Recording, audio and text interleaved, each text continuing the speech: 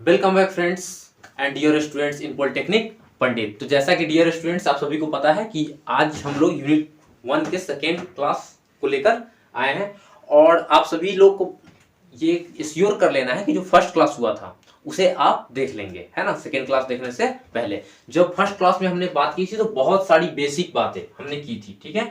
और जो जितनी भी बातें हमने की थी उस बातों को लेकर जितने डिस्कशंस है ना, उससे आगे हम लोग आज बढ़ेंगे, ठीक है। तो आज है principle of homogeneity of dimension. Last class में हमने क्या बात किया था, डायमेंशनल फॉर्मूला, है ना। उससे बेसिक बहुत सारी बातें हमने की थी। अगर आप चाहें तो एक बार आपको इसमें रिव्यू आपको दिखा देते हैं, है ना। हम लोग डायमेंशनल फॉर्मूला, फिजिकल क्वांटिटीज और उसके बाद relation, APS, food bound system, CGS system और एसआई सिस्टम का बात किया था। फिर एसआई सिस्टम का जो 7 बेसिक यूनिट है उसकी बात हमने की थी। फिर उसका हमने बताया था कि क्या यूज होता है, कन्वर्जन, और इससे रिलेटेड बहुत सारी बातें हुई थी। फिर हमने ये बात किया था कि 1 पाउंड इक्वल टू कितना केजी में कन्वर्ट कैसे कर लेंगे। तो बहुत सारी बातें हुई थी, है ना। यार्ड क्या होता है, मीटर क्या होता है, पाउंड क्या होता है।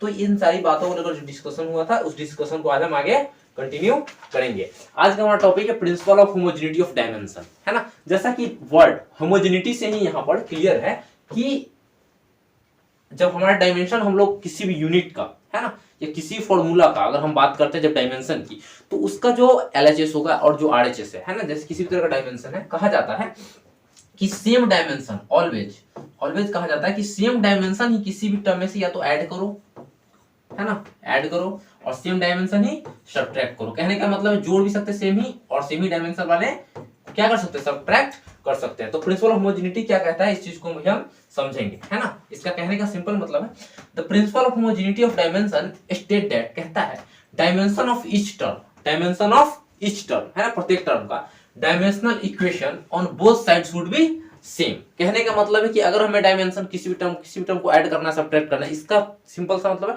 उनकी डायमेंशन क्या होनी चाहिए, सेम होनी चाहिए, है ना।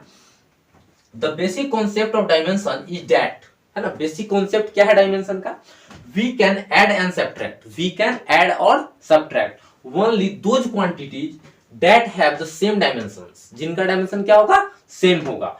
Dimensional equations and their applications, dimensional equation and their application मतलब conversion from one system of unit to checking the dimension equation. देखिए डायमेंशन आपको पता है ना, तो आप उस यूनिट का उसका डायमेंशन एनालिसिस करके आप उसके अंदर कहीं भी अगर एरर है ना, या कहीं कैलकुलेशन, तो आप उसको भी फाइंड आउट कर सकते हैं। आप सभी को पता है कि सेम ही यूनिट का डायमेंशन ऐड हो सकता है, सेम ही सब्ट्रैक्ट हो सकता है। तो इन सारी चीजों को अगर आप डायमेंशन को देख करके भी आप अंदाजा लगा सकते हैं या उसको चेकआउट कर सकते हैं वहां पर, है ना, उसका एनालिसिस कर सकते हैं कि कहाँ पे कौन सा टर्म इसके साथ ऐड होगा, कहाँ पे सब्ट्रैक्ट होगा, है ना। इन चीजों को आप समझ सकते हैं, ठीक है। उसके बाद हमारे पास सेकेंड में है dimensional equation and their applications, conversion from one system of unit to another, checking the dimensional equation and derivation of simple equation, है ना। तो उसको चेक करना, राइट, उसको चेक करना।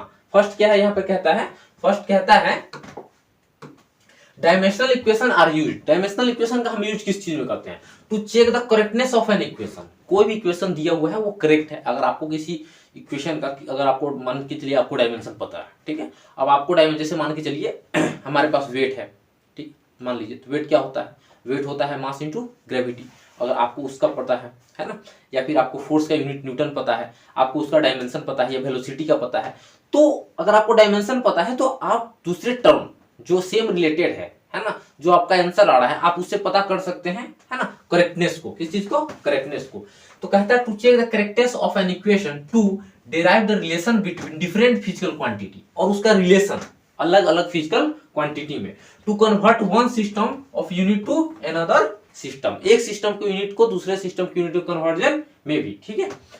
फर्स्ट है to find the unit of given physical quantity in given system of unit. First क्या कह रहा है कि given physical quantity in given system of unit, उसको हम क्या कर सकते हैं, फाइंड कर सकते हैं। सेकेंड कहता है to find dimension of physical constant और कोफिशिएंट, है ना।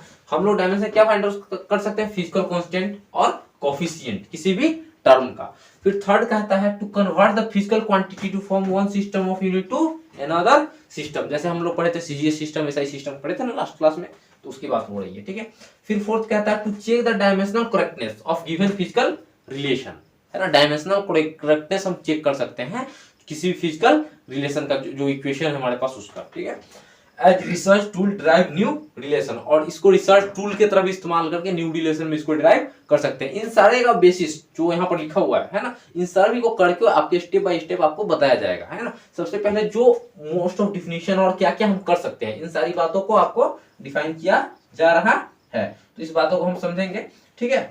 उसके बाद क्या है हमारा नेक्स्ट स्लाइड में, नेक्स्ट स्लाइड में कहा लिमिटेशन ऑफ डायमेंशनल एनालिसिस। देखिए डायमेंशनल एनालिसिस से आप बहुत कुछ पता कर सकते हैं, रिलेशन पता कर सकते हैं, आप उसमें करेक्टनेस फाइंड आउट कर सकते हैं, लेकिन उसके बावजूद भी कुछ लिमिट है ना, इसकी कुछ लिमिट है। और क्या लिमिट है इस बात को हम अभी देखते हैं।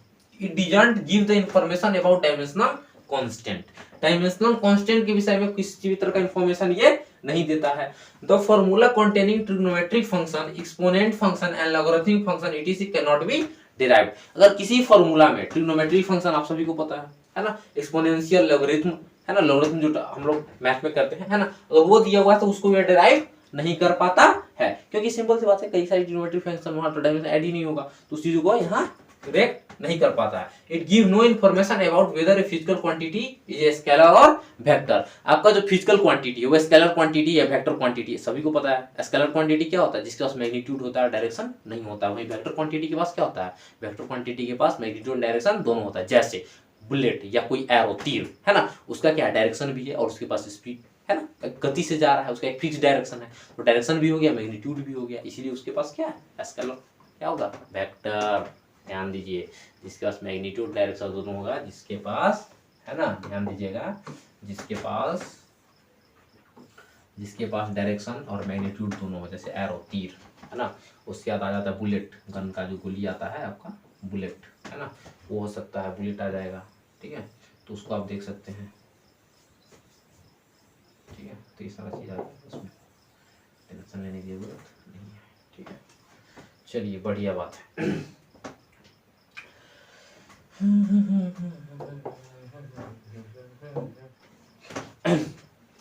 यहाँ पर देखिए मेजरमेंट्स नीड्स, है ना। अब मेजरमेंट नीड क्या है इसको समझते हैं।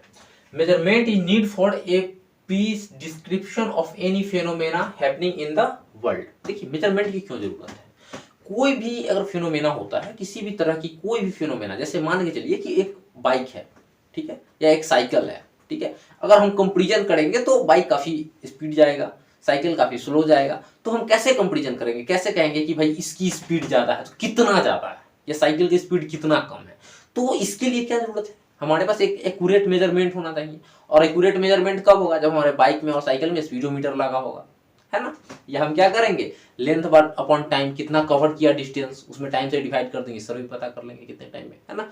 तो इस तरह हम पता कर सकते हैं, तो मेजरमेंट की जरूरत है। विदाउट मेजरमेंट आप किसी भी फिजिकल फिनोमेना को आप नहीं समझा सकते हैं, उसको आप अंडरस्टैंड नहीं कर सकते। तो क्लियर डिस्क्रिप्शन के लिए तो किसी फिनोमेना की मेजरमेंट की जरूरत है ना। और बहुत सारे हैं, ग्राउंड पे कोई चीज गिरना, या किसी भी चीज का वेलोसिटी हो गया, स्पीड, बहुत सारे टर्म्स है, तो इस चीज को आप समझेंगे, ठीक है। अगर आपसे कोई क्वेश्चन अराइज कर देता है तो आप सिंपल कह सकते हैं।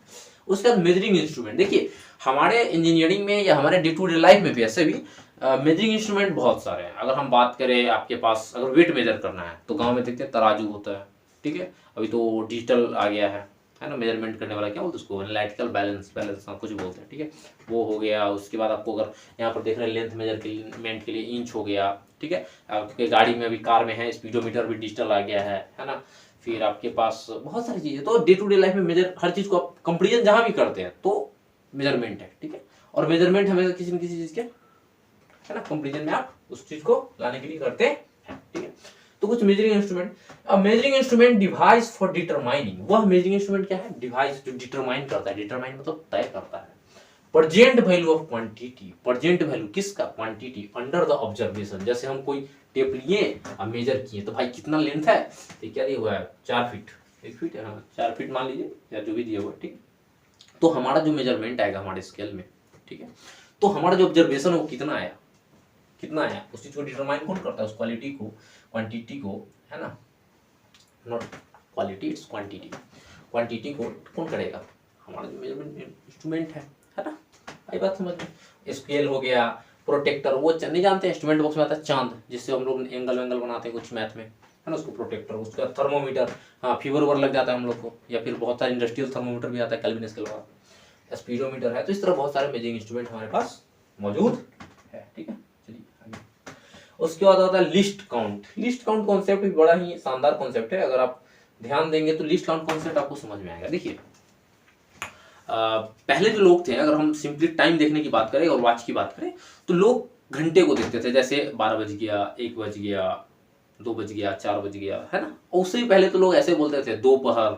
अभी हम लोग सुनते हैं, हम लोग के यहाँ बोला जाता है दोपहर, शाम, सुबह, है ना, और रात, है ना, या मध्य रात्रि।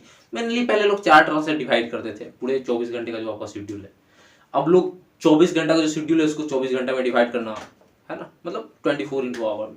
अब हम लोग क्या कर दिया, उसको मिनट में डिवाइड करना हम लोग शुरू कर दिया। तो सबसे पहले क्या था, एक सिंपल 4 टर्म में पूरे डे नाइट के आवर को डिवाइड कर लिए थे हमारे जो अर्ली मैन्स वो लोग थे।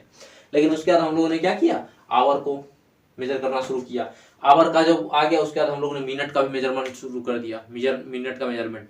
अभी जो डिजिटल क्लॉक्स या बहुत सारे क्लॉक्स है उसमें सेकेंड का मेजरमेंट होता है।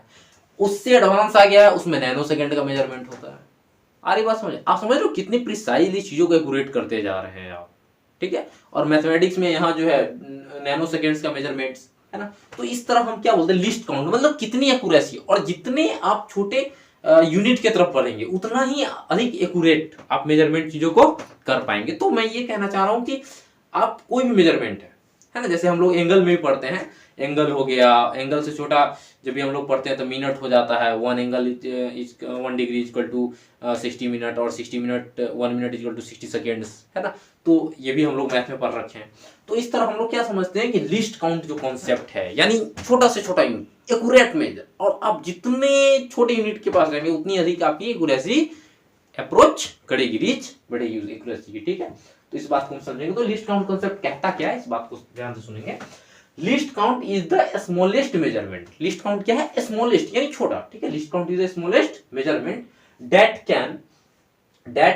Can be made by the instrument. किसके द्वारा मेड किया जाता है, इंस्ट्रूमेंट के द्वारा। ठीक है, in case of analogue clock, जैसे एनालॉग क्लॉक की बात हम करें, अभी जो हम लोग का क्लॉक आता है, the smallest measurement would be second, है ना। हमारा जो भी वॉच जो आता है हम लोग पहनते हैं तो उसमें सबसे छोटा क्या है, सेकंड है। वहीं डिजिटल क्लॉक में क्या आ गया है, हाफ ऑफ द सेकेंड्स, है ना, मतलब सेकेंड से छोटा यूनिट भी आज हम रीड कर पा रहे हैं, है ना। तो ये इसको क्या बोलते हैं, लिस्ट काउंट कॉन्सेप्ट। ठीक है, चलिए नेक्स्ट आगे। इसके आगे दिया हुआ है types of measurement in direct और इनडायरेक्ट। देखिए कितने टाइप्स के मेजरमेंट होता है हमारा, डायरेक्ट मेजरमेंट, इनडायरेक्ट मेजरमेंट। ठीक है, direct measurement is measuring exactly the same quantity you want to measure. क्या कह रहा है, direct measurement is measuring exact same quantity, same मात्रा में, you want to measure, it is your reach, वो आपके रीच में। देखिए मेरे कहने का यह मतलब है कि हमारे जो पुराने जो टेक्निक थे, जैसे फुट हम लोग मेजर करते हैं आज भी, या यार्ड, है ना। आपको पता है फुट क्या है, foot is the plural form of feet. आपका जो पैर है उनकी उसी का प्लूरल फॉर्म है। यार्ड क्या है, आपका जो शोल्डर से लेकर यहाँ तक का आपका जो थंब तक का जो डिस्टेंस होता है उसको यार्ड बोलते हैं। ठीक है, तो हमारे जो एंसेस्टर्स थे, जो पूर्वज थे, है ना, आदि मानव, तो उन लोगों ने अपने चीजों को, जो आप पैर से, हाथ से बेसिक मेजरमेंट जो कर सकते थे, वो मेजरमेंट हम लोगों ने रीड किया। उसके बाद हम लोगों ने अपने लिए क्या बनाया, स्केल में मीटर बना लिया, है ना, फित्ता जिसको हम लोग यूज करते हैं, मेजरिंग स्केल या मेजरिंग, है ना, उसको यूज किया। तो उस चीज क्या बोलते हैं, डायरेक्ट मेजरमेंट। अगर हमारे पास मान के चलिए कि इसका हमको लेंथ मेजर करना है, ठीक है, तो हम स्केल उठा के लाएंगे, इसका मेजर कर लेंगे, है ना, कुछ 12 इंच या पता नहीं कितना होगा, ठीक है, तो कुछ मेजरमेंट कर लेंगे, राइट।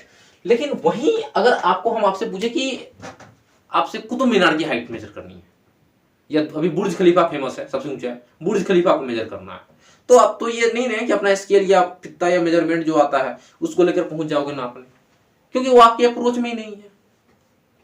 अगर आपको उसको मेजर करने के लिए कहा जाए तो आप क्या करोगे, वो आपके अप्रोच में नहीं है, तो उसकी मेजरमेंट कैसे होगी, आपका जो फित्ता या आपका जो स्केल है उसके मल्टीपल में होगा, है ना। तो वही कहता है, indirect measurement is the measuring other quantity and required value determining the mathematical relationship. What I mean, मेरा कहने का क्या मतलब है कि अगर हमको मेजर करना है, ठीक है, जस्ट इमेजिन कि अगर ये बोर्ड को मेजर करना है, तो इस पेन से जैसे हम मेजर करेंगे तो हमने क्या बता रखा है कि पेन का कितना गुना, 8 गुना या 10 गुना होगा ये बोर्ड, ठीक है। उसी तरह बुर्ज खलीफा को मेजर करना है तो हमारा जो स्केल है या हमारा जो फित्ता है उसका 8 गुना या 10 गुना होगा, ठीक है। तो उस तरह उसको मेजर करेंगे। तो मैथमेटिकल रिलेशनशिप कहने का मतलब है मैथमेटिकल मेजर, 10 गुना 15 गुना, है ना, रिलेशनशिप इट नॉट अप्रोचेबल, और वो अप्रोचेबल नहीं है, ठीक है, क्योंकि आप अपने स्केल के अंदर या अपना क्या बोलते हैं उसको जो आता है मेजरमेंट करने के लिए, है ना, उससे आप सिंपली उसको मेजर, ऐसा तो नहीं है कि आप यूं हाथ फैलाएं और बुर्ज खलीफा को बेस से लेके, मतलब ऐसा तो कुछ मतलब कुछ भूत या कोई जीन होगा तो कर सकता है, हम लोग के लिए तो पॉसिबल ही नहीं है ना। तो हम उसके लिए मॉडर्न टेक्नोलॉजी यूज करते हैं जिसमें ट्रिग्नोमेट्रिक मेथड है, कि एक बार ट्रिग्नोमेट्रिक मेथड से भी हम हाइट मेजर कर लेते हैं, है ना, पढ़े हो ना, P square B square H square, है ना। तो क्या होता है H square equal to B square plus B square, that is the relation we use by the Pythagoras to measurement in the height by the shadow of that tower. Second is sonar method. Sonar technology जानते हो, अभी जो मतलब यूँ समझ लो कि सोनार technology बोलते हैं साउंड नेविगेशन सिस्टम है ये, ठीक है। तो इसमें क्या होता है कि जो आपका सबमरीन है ना, उस जब वो चलती है तो उसकी गहराई डिप्थ मेजर करने के लिए क्या करता है, उसमें से एक वेव, साउंड वेव फ्रीक्वेंसी वो रिलीज आउट करता है, ठीक है। वो साउंड वेव फ्रीक्वेंसी जाती है और जो बेड है, सी बेड है, समुद्र की जो सतह है, उससे स्ट्राइक करती है, और स्ट्राइक करने के बाद बाउंस बैक होता है। अब यूं गया, यहाँ स्ट्राइक किया और यहाँ से फिर बाउंस बैक हुआ। अब यहाँ जो आपका जो पनडुब्बी है, ठीक है, तो वो पनडुब्बी क्या करेगा, उस साउंड को फिर से रीड करेगा। तो जैसे ही ऑब्जर्व करेगा तो उसे तो पता है साउंड का स्पीड, तो स्पीड ऑफ साउंड जो वाटर में है, उस साउंड के स्पीड को क्या करेगा, कैलकुलेट कर लेगा, उस हिसाब से वो डिप्थ या डिस्टेंस को मेजर कर लेगा। तो सिंपल टेक्निक है ये, बहुत ही आसान टेक्निक है सोनार टेक्नोलॉजी, और सोनार टेक्नोलॉजी बहुत ही अधिक यूज होती है रेडियो फ्रीक्वेंसी रडार में। अभी जो मॉडर्न रडार सिस्टम है, मान लो कि कोई फ्लाइट है, ठीक है, कोई फ्लाइट है, फ्लाइंग जोन में यहाँ पे फ्लाई कर रहा है, जस्ट इमेजिन, ठीक है, कुछ फ्लाई कर रहा है, अपना वो अपना पंख लगा हुआ है, यूं जा रहा है, यूं कुछ जा रहा है, ठीक है, ऐसा कुछ फ्लाई है, मान लो कुछ मक्खी नहीं, कुछ फ्लाई है, फ्लाइट है, कुछ रन कर, ठीक है। अब यहाँ हमारे पास कुछ यूं है रडार सिस्टम, ठीक है, वो देखो रडार घूमता रहता है हमेशा, यहाँ से कुछ वेव जाएगा, अब जैसे ही यहाँ पे है तो यहाँ से टकरा के वो आएगा रिटर्न, ठीक है। अब जो वेव गया उसकी स्पीड हमें पता है, अब हमें स्पीड पता है तो हम क्या करेंगे, जितना गया और आया, ठीक है, तो जाने और आने का जो डिस्टेंस है, ठीक है, किसका, स्पीड उस वेव का, उसको क्या करेंगे, मेजर कर लेंगे, तो हमें पता चल जाएगा कि हमारा टोटल डिस्टेंस कितनी दूरी पर ये फ्लाइट, है ना, कर रहा है। तो ये टेक्नोलॉजी आज के डेट में बहुत अधिक यूज होता है, मॉडर्न साइंस में ये बहुत ही अधिक यूज हो रहा है। इनडायरेक्ट, है ना, measurement system, direct measurement system से तो हमारी अप्रोचेबल चीज मेजर हो जाती है, लेकिन इनडायरेक्ट सिस्टम में नहीं हो पाता, ठीक है। चलो भाई आगे क्या है, error measurement system, systematic and random. अच्छा, एरर के विषय में ऐसा करते हैं हम लोग नेक्स्ट लेक्चर में पढ़ेंगे। इसके बाद क्या दे रखा है, एब्सोल्यूट एरर, रिलेटिव, हाँ ये एरर सिस्टम दे रखा है, ठीक है, हम लोग देख लेंगे अपने नेक्स्ट क्लास में इसको, ठीक है। तो ऐसा करते हैं, आप लोग कंटिन्यू बने रहो, ठीक है। अगर कोई डाउट है या आई थिंक देख लो, अगर कुछ बेहतर हम कर सकते हैं तो सुझाव करो, कमेंट में कर लेंगे, है ना, या कुछ आपके हो सकता है आपके कुछ एडवाइस हो, कुछ अधिक मॉडिफाई कर दे चीज़ों को, है ना, बेहतर कर सकें, तो आपका कमेंट बहुत ही रहता है, समझे।